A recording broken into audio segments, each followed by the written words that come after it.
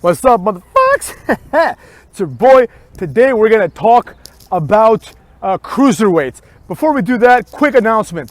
We are bringing back subscriber shoutouts, but for the next few videos, I'm gonna record them all on the same day. So we're gonna start subscriber shoutouts soon. I don't know exactly when, but we're gonna start doing it, right? So, for example, I'm gonna do 3 or 4 videos today, and any subscriber we get after that, I might do a shout out for them on the next video that I record after they subscribe, motherfucks. That's how it works. All right, so with that being said, today we're going to talk about something that I think is very, very, very important, and that is appreciation of the cruiserweights. Not only as a division, because nobody cares about the division. Oh, Jordan Devlin, who gives a fuck? You know what I'm saying? Appreciation of the little wrestler, the same way that we did a video about appreciating the big wrestler. The little wrestler has a spot, right? The spot of the little wrestler is to beat the big wrestler, right?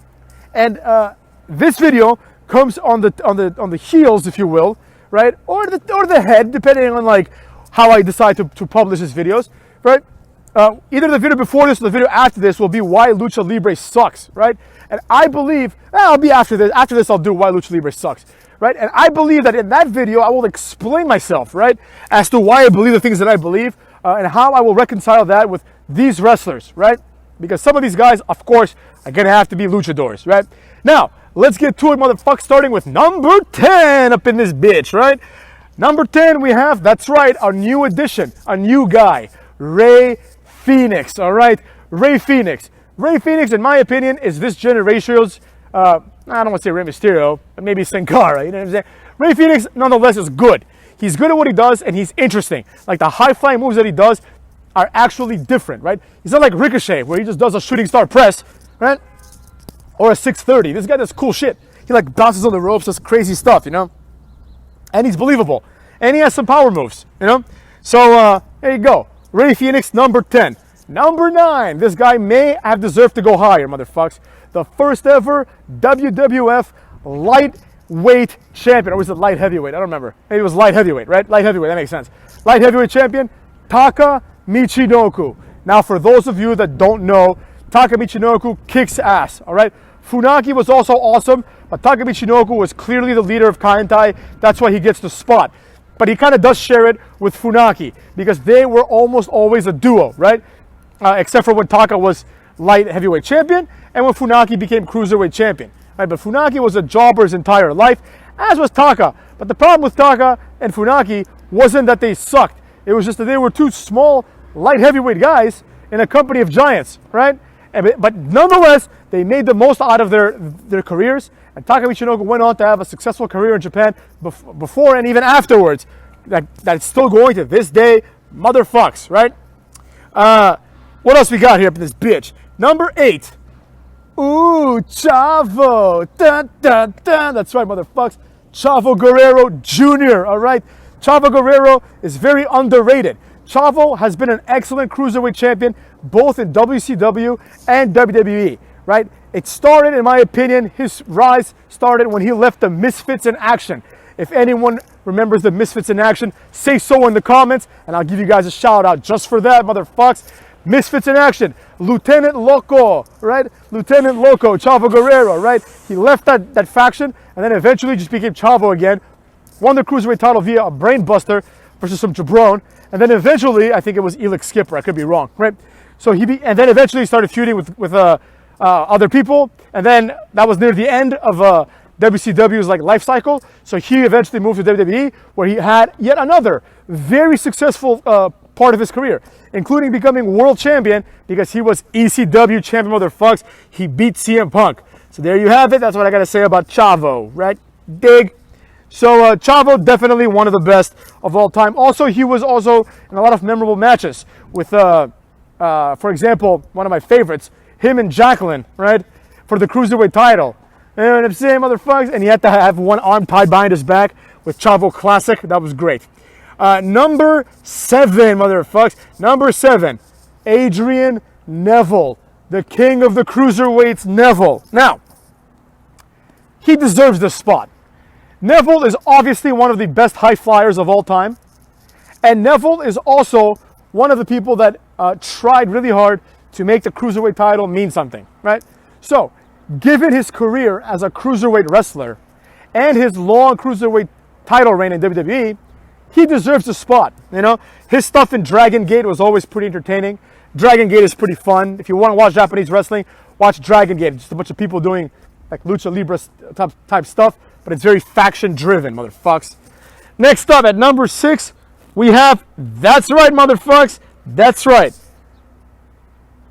Canadian Destroyer, Petey Williams, the definition of definition, motherfucks. Petey Williams is awesome. First of all, Petey Williams always looked like $1,000,000. He was a short guy. He was like 5'5", 5'6" maybe, but he was jacked, right? This guy never missed a day in the gym. He had one of the coolest finishers of all time, the Canadian Destroyer, which has since been ruined by WWE. You know what I'm saying? Not by WWE, by AEW. What am I saying? Now everyone does the Canadian Destroyer now. Like, it's like a regular move for Cucky and Goldust, you know? So it is what it is, but the facts are what the facts are. Petey Williams was awesome. He also had that little cool move that he did, the little vaulting Hurricane Rana to the outside, the little tilt-a-whirl head scissors into the, what's it called? The Russian leg sweep.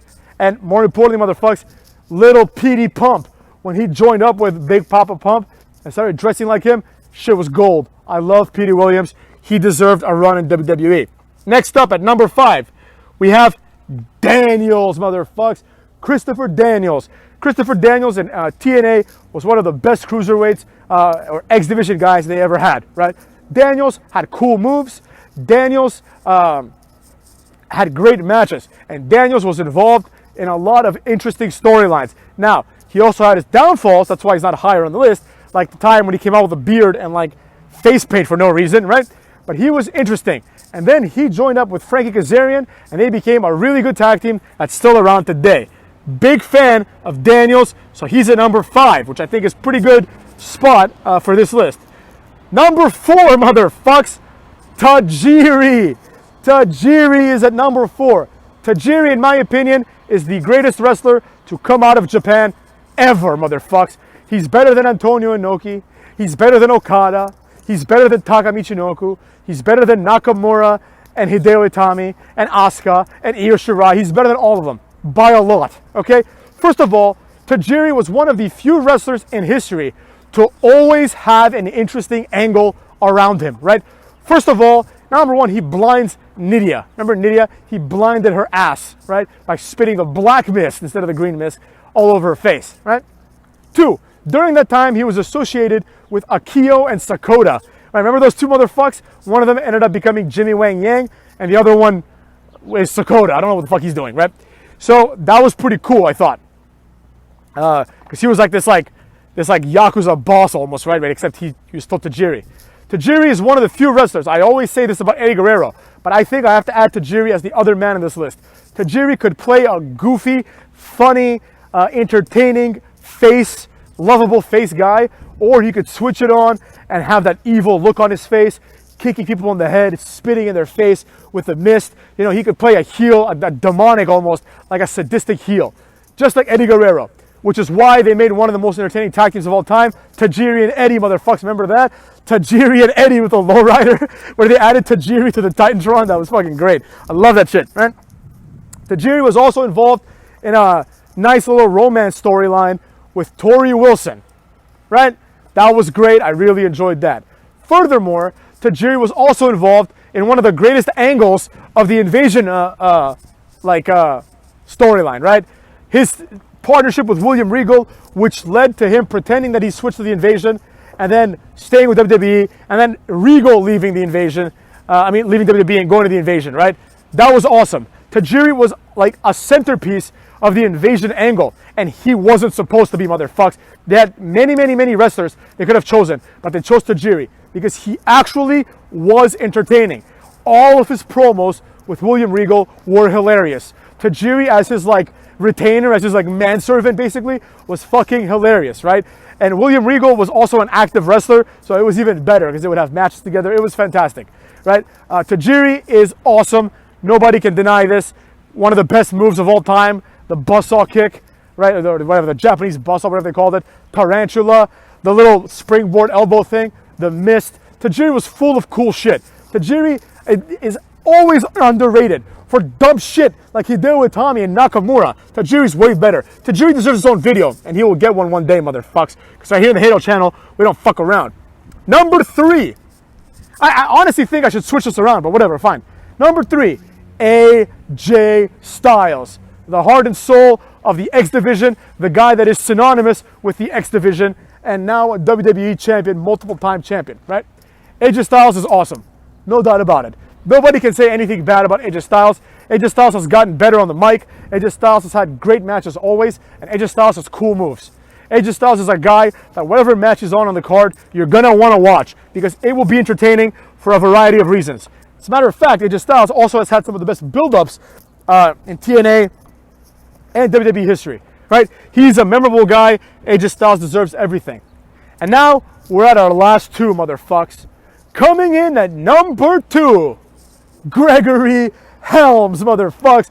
Gregory Helms. That's right. One of my personal favorites of all time. Gregory Helms is one of the most underrated wrestlers of all time. Gregory Helms was fucking awesome. First of all, let's start with the fact that what's it called? Fucking WCW, right? I remember me and my friend, who was from Argentina, and now he lives there. I haven't spoken to him in about 20 years, motherfucks. But me and my friend went, this was like, we were like in 5th grade or 6th grade, and we ended up going to Starrcade that year. We just so have his parents were like diplomats or some shit, and my parents got tickets to it, and we were able to go to Starrcade. We had really good seats. I didn't even know what Starrcade was. Like, I just started watching WCW. You know, I didn't realize it was like the WrestleMania of WWE. I mean, I had no idea. I thought it was just like another pay-per-view. But it was the WrestleMania of WCW, I mean, right? And I had my friend come with me because I had 2 tickets, right? Like one of my mom's co-workers won them in some like office raffle, and like nobody else wanted them. I mean, she didn't want them, so she gave them to my mom gave them to me, right? So we go there. One of the first matches was the 6-man ladder match to determine the number 1 contender for the Cruiserweight title. It was 3 count, the Young Dragons, and Jamie Noble and his partner at the time, I think Evan Courageous, I think it was. I could be wrong, right? Yeah, because it was basically 3 count on the Young Dragons in a 6-man match, right? And the match was won by 3 count. Gregory Helms, or Shane Helms as he was called then, Shane Helms and Shannon Moore. They pulled it together at the same time, right? Then on Monday Night Nitro, Shane Helms had a match with Shannon Moore. He won, and he became the number 1 contender. Eventually feuded with Chavo and beat Chavo. And he was the last WCW Cruiserweight champion. They get bought up by WWE. He comes there as Gregory Helms. All of a sudden, that was weird, right? But he's like becoming more and more like the Hurricane. He has like the long hair. Eventually, he becomes the Hurricane, which was awesome, right? The Hurricane versus The Rock, great storyline. The Hurricane chokeslam, great move, motherfuckers, and great logic behind it. Great idea, in my opinion, right? Eventually, the best part of Gregory Helms happens when it's him and Rosie, and they start losing match after match after match after match, right? And eventually, he pushes Rosie away, because Rosie was a superhero in training, aka the shit, you know what I'm saying? And he pushes Rosie away, and then next week he comes out dressed in normal clothes and sunglasses, and he's back to being Gregory Helms. He's no longer the Hurricane. He is a serious man. He means business, right? He beats Rosie, who's like 400 pounds. He beats him with the Shining Wizard, right? And then goes after the Cruiserweight title. He wins it and keeps it for like a year. During that year, he has one of the best years in the history of a wrestler's career in SmackDown, right? He has feuds with like Benoit, who was champion. He has feuds with Mysterio, who became champion. He has feuds with everybody who was anybody, right? He had not feuds, but matches with them, right? Big, long, competitive matches. Like Gregory Helms taking the world champion multiple times to the limit, right?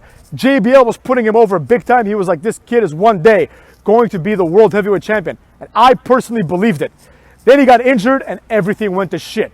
It was one of those bad injuries and he left for a year, motherfucks. He left for a year. When he came back, he was a little fatter and he was just the Hurricane. Again, he became Hurricane Helms. He was Hurricane Helms. He beat Shelton Benjamin, or MVP, I think. He beat MVP, who was going on this like big losing streak. And then he started jobbing to Shelton Benjamin and other people like that, like mid-carder types, which I thought was good because I'm like, oh, he's in the mid-card now. He's not even a cruiserweight anymore. He's in the mid-card, right? And then eventually he went to ECW, and he was like the fucking like reporter who would like save people from tragedies by turning into the Hurricane. It was really stupid. But Gregory Helms, for that 1 year where he was like on top, that was one of the best years anyone's ever had. That wasn't like a main eventer. Gregory Helms is one of the best cruiserweights of all time, both in the ring, right, and as a character, right? He, just like Tajiri, he was always involved in awesome shit. And that's why Gregory Helms gets the rub at number 2. And now number 1, motherfucks. This should surprise absolutely no one. Coming in at number 1, we have Hiromu Takahashi from New Japan. Just kidding, motherfuckers. Just kidding. Coming in at number 1, we have Rey Mysterio, motherfuckers. Rey Mysterio. Everyone should have seen this coming. Obviously, Rey Mysterio is the best cruiserweight of all time. It's not even close. The distance between Rey Mysterio and Gregory Helms is like 10,000 units of whatever the fuck we're measuring, right? Rey Mysterio is one of the best wrestlers of all time. No doubt about it up in this bitch, right? Rey Mysterio kicks ass. Rey Mysterio rules. Rey Mysterio is badass. Rey Mysterio has always been involved in amazing storylines. Rey Mysterio became a world heavyweight champion, and he continued to wrestle like a cruiserweight. And more importantly, he is the first and I believe only luchador to actually be awesome, right? The reason for this should be very clear. He wrestles like a luchador, but that's because he needs to, right? He needs to, because Rey Mysterio is a small guy and he's wrestling bigger dudes. So when you're as big as Rey Mysterio and you're wrestling Kurt Angle, you're not gonna suplex Kurt Angle. You're a tiny guy. So you're gonna do weird shit like jumping on the ropes, right? But more on this on my Why Lucha Libre Sucks rant. That's coming soon, motherfucks, right? The facts are what the facts are. Rey Mysterio is synonymous with the word cruiserweight. He is so good that WWE has since tried so hard to find the new Rey Mysterio. And the same thing always happens. They pick some jobber from Mexico, like fucking, what's his face? Like Sin Cara, and they're like, this guy's gonna be the new Rey Mysterio. He fails. So they're like, oh shit, where's the real Rey Mysterio? We fucked up. Then, same thing, Kalisto, Lucha House Party, all these motherfucks. The only person that's gonna replace Mysterio is Mysterio himself, or hopefully Dominic Mysterio. Dominic Mysterio is a little bit bigger, so he won't have the same kind of allure. But nonetheless, it's still good shit. Facts are what the facts are. Rey Mysterio, greatest cruiserweight of all time, motherfucks. And that's all I gotta say about that. This has been your list of the best cruiserweights of all time, cuckas.